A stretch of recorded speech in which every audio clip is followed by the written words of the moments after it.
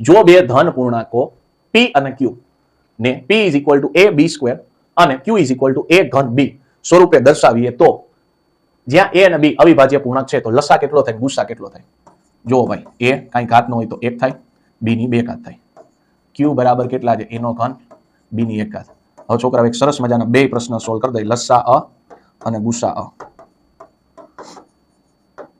અને બીજું એક કહેવાનું રહી ગયું, શોર્ટ વિડીયો જોતા રહેજો ભાઈ. અગાઉ કેટલાય શોર્ટ વિડીયો મૂકી દીધા છે જે 30-30 સેકન્ડમાં ડાયરેક્ટ આન્સર આપે એવા, બરાબર છે? એટલે શોર્ટ વિડીયો જોતા જાવા.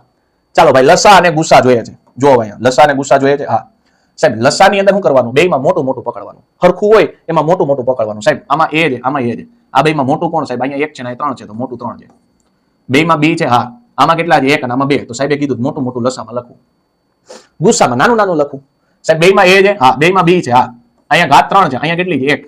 તો સાહેબ નાની ઘાત 1 આવે. આમાં 1 છે, અહીંયા કેટલા છે સાહેબ? 2. બેમાં નાનું કોણ? 1 આવે. એની 1 ઘાત ને b ની 1 ઘાત એટલે આને ab લખાય. શું લખાય? ab લખાય.